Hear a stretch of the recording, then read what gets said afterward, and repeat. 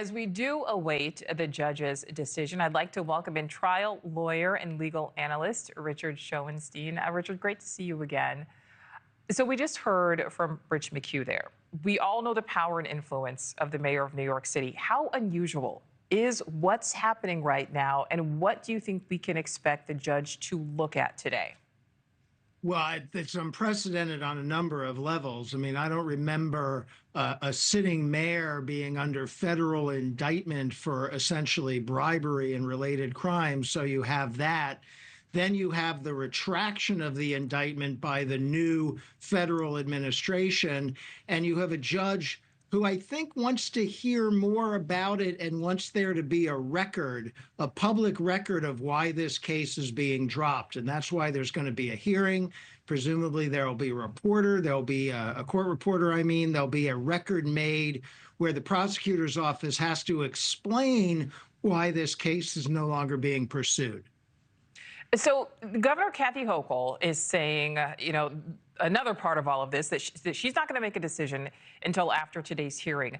Do you believe we could see her use her power to remove Mayor Adams from office?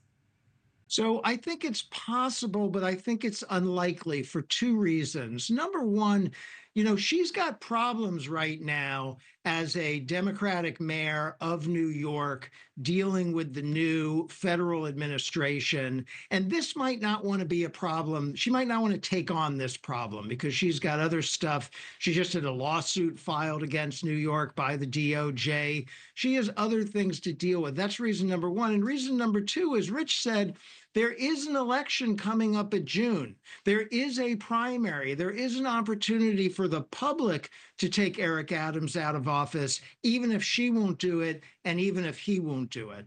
All right. So, yeah, the primary coming up in June. So basically, 3 months and some weeks away. Richard, what type of precedent do you think is being set no matter what is ultimately decided?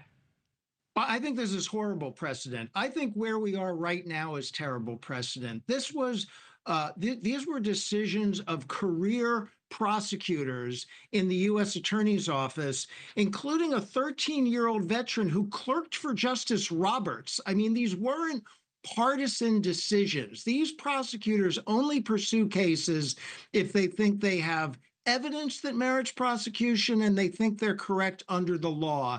And as a general matter, the prosecutors, the line prosecutors at offices like this stay the same from administration to administration because the daily conduct of justice is not political. This was not a political prosecution. This was a prosecution on evidence. And to have a new administration sweep in with a new agenda and take a prosecution off the table, it's a horrible precedent. Thanks for watching. Go to joinnn.com to find NewsNation on your screen. And don't forget to click the red subscribe button below to get more of NewsNation's fact-driven, unbiased coverage.